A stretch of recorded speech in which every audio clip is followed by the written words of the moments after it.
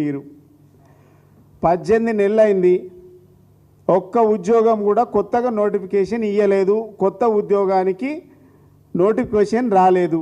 నిరుద్యోగులు మాకు ఉద్యోగాలు రాలేదు, మాకు ఉద్యోగాలు ఇవ్వండి అని నిరుద్యోగులు ఎక్కడికక్కడ మీ అపాయింట్మెంట్ అడగబట్టి కూడా దాదాపుగా 2 సంవత్సరాలు అయింది.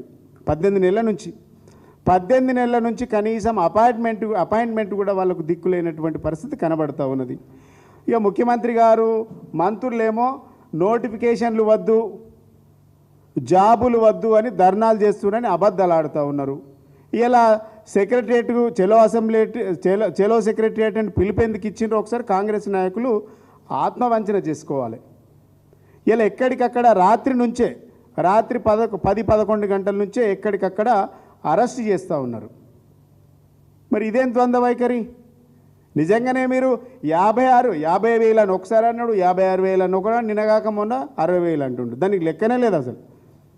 మీరు తీరా ఇచ్చింది ఏంటంటే 11 నుంచి 12,000 ఉద్యోగాలు. మీరు కొత్తగా ఇచ్చింది ఏం లేదు. మేము ఇచ్చిన నోటిఫికేషన్లకు ఆర్డర్ కాపీలు ఇచ్చి జాబ్ క్రియేషన్ అంటుండ్రు. మేము కట్టినటువంటి ఫ్లైఓవర్లకు రంగులేసి రిబ్బన్ కట్ చేసి మేము బ్యూటిఫికేషన్ అంటుండ్రు. ఇది మీ చరిత్ర. ఏం చేసిండ్రు మీరు? నిరుద్యోగులను నిండా ముంచిండ్రు. ఎక్కడికక్కడ నిరుద్యోగుల జీవితాలతో ఆడుకున్నారు.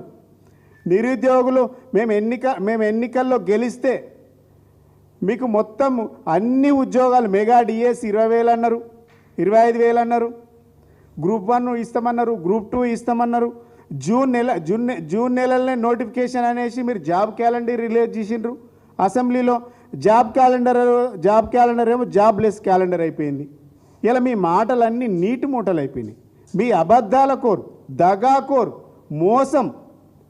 అంటే ఎట్లుందంటే కాంగ్రెస్ పార్టీకి నమ్మి నాన వస్తే పుచ్చి బుర్రలైనట్టు కాంగ్రెస్ పార్టీకి నమ్మి ఓట్లేసి ఇక్కడ రైతులు, యువకులు, విద్యార్థులు, నిరుద్యోగులు ఓట్లేసి గెలిపిస్తే నమ్మించి, వంచి, మోసం చేసి ఇలా కాంగ్రెస్ పార్టీ వీళ్ళందరినీ కూడా నట్టేయటం ఉంచింది కాంగ్రెస్ పార్టీ.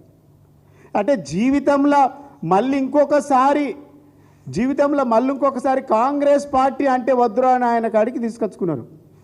ఇలా జాతీయ అధ్యక్షులు మల్లికార్జున ఖర్గే గారు వచ్చిండ్రు. ఇలా మల్లికార్జున ఖర్గే గారికి కూడా మేము ఇక్కడి నుంచి డిమాండ్ చేస్తూ ఉన్నాం. ఆనాడు చేవెళ్ళ డిక్లరేషన్లో ఉన్నారు, ఈరోజు మళ్ళీ ఓట్ల కోసం వచ్చిండు. అంటే ఎలక్షన్ టు ఎలక్షన్ ఖర్గే గారు ఎలక్షన్ టు ఎలక్షన్ వస్తూ ఉన్నారు. ఇలా ఎలక్షన్ టు ఎలక్షన్ వస్తూ ఉన్నారు. ఆనాడు ఎలక్షన్లు వచ్చి రైతు డిక్లరేషన్ అన్నారు, బీసీ డిక్లరేషన్ అన్నారు, యోజన డిక్లరేషన్ అన్నారు, మైనార్టీ డిక్లరేషన్ అన్నారు, ఎస్సీ డిక్లరేషన్ అన్నారు, ఓట్లన్నీ దండుకున్నారు.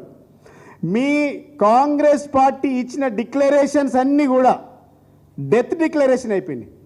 ఇలా రైతు డిక్లరేషన్ వరంగల్లో చేసిండ్రు. ఇలా వరంగల్లో చేసినటువంటి రైతు డిక్లరేషన్లలో 2 లక్షల రుణమాఫీ చేస్తామన్నారు. ఇలా సగం కూడా కాలేదు. రైతు భరోసా ఇస్తామన్నారు, రైతులకు అసలు భరోసే లేదు. ఇలా యూరియా బస్తాలు లేవు, యూరియా బస్తాల కోసం చెప్పులో లైన్లో పెట్టుకునే పరిస్థితి మళ్ళీ ఆనాటి పరిస్థితులు తీసుకొచ్చిండ్రు. మీ హయాంలో రైతు డిక్లరేషన్ అన్నారు, యూత్ డిక్లరేషన్ అన్నారు, ఎస్సీ ఎస్టీ డిక్లరేషన్ అని చెప్పిండ్రు, మైనార్టీ డిక్లరేషన్ అన్నారు. ఇలా డిక్లరేషన్లన్నీ కూడా డెత్ డిక్లరేషన్ అయిపోయినాయి. మీ హయాంలో ఈ 18 నెలల కాలంలో రైతుల ఆత్మహత్యలు 638 మంది చనిపోయినారు మీ నిర్వాహకం వల్ల, కాంగ్రెస్ పార్టీ నిర్లక్ష్యం వల్ల. ఆటో డ్రైవర్లు 142 మంది ఆటో డ్రైవర్లు చనిపోయినారు. చేనేత కార్మికులు మీ నిర్లక్ష్యం వల్ల 44 మంది చేనేత కార్మికులు చచ్చిపోయినారు.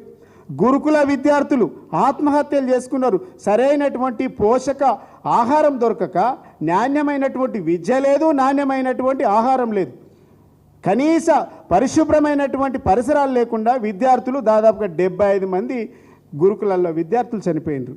నిరుద్యోగులు 10ల సంఖ్యలో చనిపోయినారు. ఇది రెండోసారి.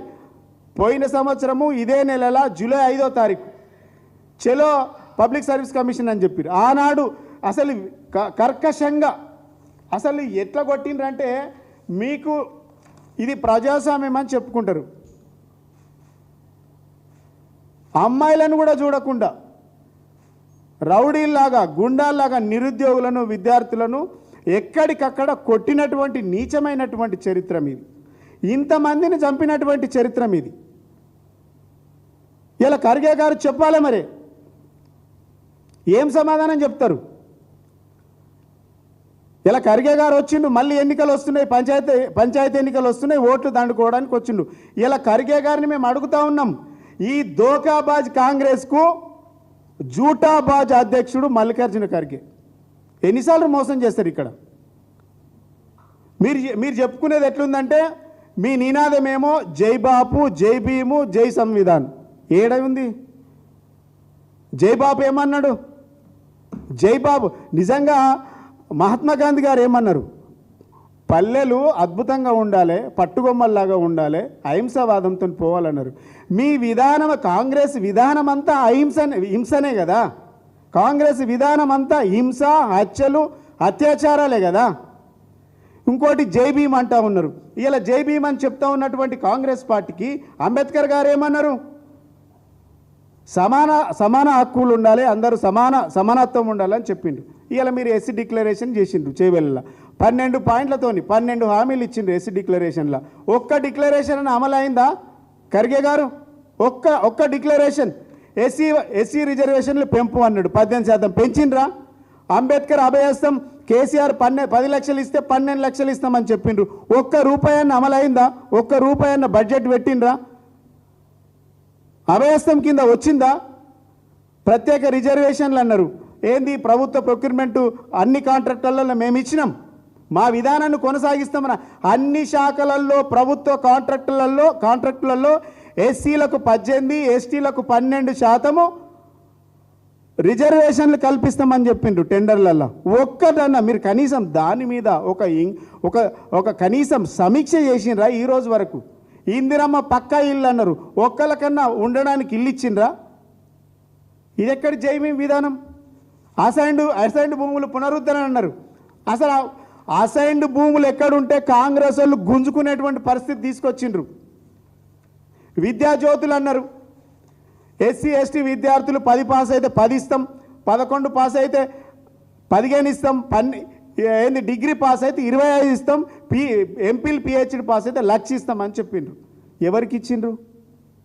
పీజీ పాస్ అయితే 1,00,000 ఇస్తామన్న ఎంతమంది? పోయిన సంవత్సరంలో ఎంతమంది పాస్ అయ్యారు? మీ 2 సంవత్సరాల కాలంలో ఎంతమంది పాస్ అయ్యారు?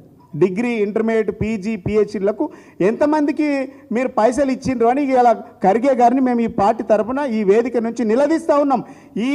ఈ కాంగ్రెస్ పార్టీ ఓట్లేసి దండుకున్నది, ఈ ప్రజలను, ఈ ప్రాంతాలను నమ్మించి మోసం చేసింది, ఓట్లు దండుకుంది, మళ్ళీ ఓట్లు వేయించుకోవడానికి మళ్ళీ వస్తూ ఉన్నది.